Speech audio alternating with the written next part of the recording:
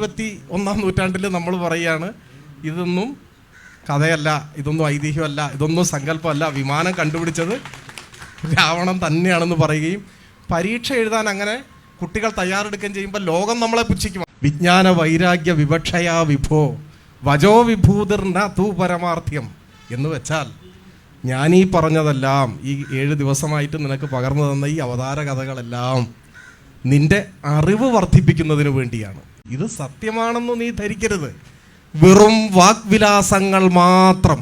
ഇതാണ് പറയുന്നത്, മനസ്സിലായി? ഭാഗവതത്തിൽ തന്നെ പറയുന്നതാണ്. പക്ഷേ ഈ 21-ാം നൂറ്റാണ്ടിൽ നമ്മൾ പറയുകയാണ് വിമാനം കണ്ടുപിടിച്ചത് രാവണൻ തന്നെയാണെന്ന് പറയുകയും പരീക്ഷ എഴുതാൻ അങ്ങനെ കുട്ടികൾ തയ്യാറെടുക്കുകയും ചെയ്യുമ്പോൾ ലോകം നമ്മളെ പുച്ഛിക്കും. അതാണ് ഇത്. വിശ്വാസത്തിൻ്റെ പ്രശ്നമോ മിത്തിൻ്റെ പ്രശ്നമൊന്നുമല്ല. ലോകം നമ്മളെ പുച്ഛിക്കും. ഇരുളടഞ്ഞ ഒരു ഇടമാണല്ലോ ഇന്ത്യ എന്ന് നമ്മളെ അവഹേളിക്കും. ഇടതുപക്ഷ ബുദ്ധിജീവികൾ ഇങ്ങനെയൊക്കെ പറയുന്നതിൻ്റെ അടിസ്ഥാനം എന്നത് 3-4 വർഷങ്ങൾക്ക് മുമ്പ് ത്രിപുര മുഖ്യമന്ത്രിയായിരുന്ന ബിപ്ലബ് ദേവ് കുമാർ ജനങ്ങളുമായി ഒരു ഓൺലൈൻ സംവാദത്തിനിടയിൽ നമ്മളിപ്പോൾ ഇങ്ങനെ ഓൺലൈനായി സംവദിക്കാൻ കഴിയുന്നതിന് അടിസ്ഥാനം ഭാരത പൗരാണിക ഗ്രന്ഥങ്ങൾ തന്നെയാണ് എന്ന് പറയുകയുണ്ടായി. ത്രിപുരയിലെ സാധാരണക്കാരായ ആളുകൾക്ക് മനസ്സിലാകുന്ന ഭാഷയിൽ അദ്ദേഹം പറഞ്ഞതാണ്, പണ്ട് മഹാഭാരത യുദ്ധകാലത്ത് യുദ്ധം നേരിട്ട് കാണാൻ കഴിയാത്ത അന്ധനായ ധൃതരാഷ്ട്രക്ക് യുദ്ധത്തെക്കുറിച്ച് അനുദിനം നടക്കുന്ന കാര്യങ്ങൾ വിതുരർ അദ്ദേഹത്തോട് വിവരിക്കുന്നത് ഇന്നത്തെ CCTV എന്ന് പറയുന്ന അല്ലെങ്കിൽ ക്യാമറ എന്ന് പറയുന്ന കണ്ടുപിടുത്തത്തിന് അടിസ്ഥാനമാണ് എന്ന് അദ്ദേഹം പറയുകയുണ്ടായി. അതുപോലെ നമ്മുടെ പൗരാണിക ഗ്രന്ഥങ്ങളിൽ ഉണ്ടായിട്ടുള്ള പല ആശയങ്ങളും ഇന്നത്തെ കണ്ടുപിടുത്തങ്ങൾക്ക് ഉപോത്ബലകമായിട്ടുണ്ട് എന്ന് അദ്ദേഹം സാധാരണക്കാരായ ആളുകൾക്ക് മനസ്സിലാകുന്ന രീതിയിൽ പറഞ്ഞതാണ്. ഏതൊരു സൃഷ്ടിയുടെയും അടിസ്ഥാനം എന്ന് പറയുന്നത് ആവശ്യകതയാണ്. Necessity is the mother of invention എന്ന് ഒരു ചൊല്ല് തന്നെയുണ്ട്. ആവശ്യകത ഉള്ളപ്പോഴാണ് ഒരു കണ്ടെത്തൽ ഉണ്ടാകുക. ആ കണ്ടെത്തലിന് ഒരു ആശയം ആവശ്യമാണ്. വിമാനത്തെക്കുറിച്ച് ഇന്നത്തെ കാലത്ത് റൈറ്റ് സഹോദരന്മാർ കണ്ടുപിടിച്ച വിമാനത്തെക്കുറിച്ചും ഫൈറ്റർ ജെറ്റ് വരെ എത്തിയിരിക്കുന്ന ഈ സമയത്ത് രാമായണത്തിൽ രാവണൻ സഞ്ചരിച്ചിരുന്ന ഒരു പുഷ്പവിമാനത്തെ പറ്റി പരാമർശം ഉണ്ടായിരുന്നു.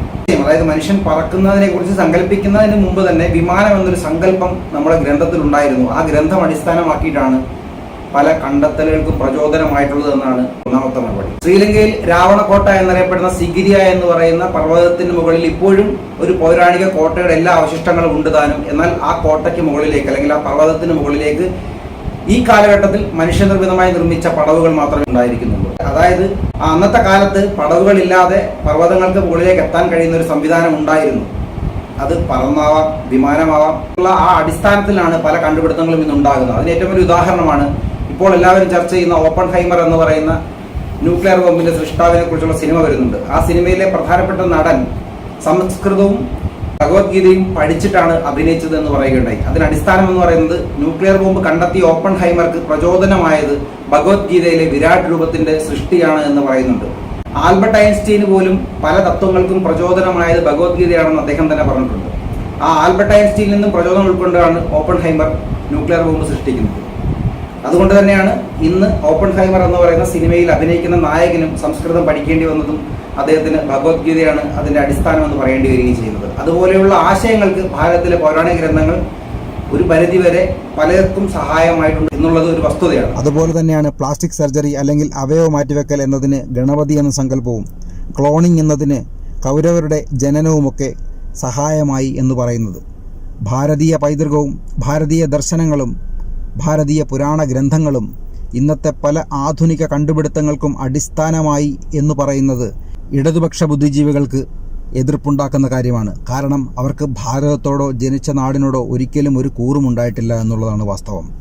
അന്യമതവിശ്വാസങ്ങളെ, പ്രത്യേകിച്ചും ഹിന്ദു മതവിശ്വാസങ്ങളെ, ഹിന്ദുവിൻ്റെ ഈശ്വരന്മാരെ അപഹസിക്കുന്ന രീതിയിൽ ഇത്തരം പരാമർശങ്ങൾ നടത്തുന്നത് മനഃപൂർവ്വം സമൂഹത്തിൽ വിഷം വിതയ്ക്കുന്നതിന് വേണ്ടിയിട്ടാണ്. മനുഷ്യൻ്റെ മനസ്സിൽ വിഷം വിതച്ച് മനുഷ്യനെ തമ്മിൽ തല്ലിക്കാൻ ശ്രമിക്കുന്നത് കമ്മ്യൂണിസ്റ്റുകളുടെ പൊതു സ്വഭാവമാണ്.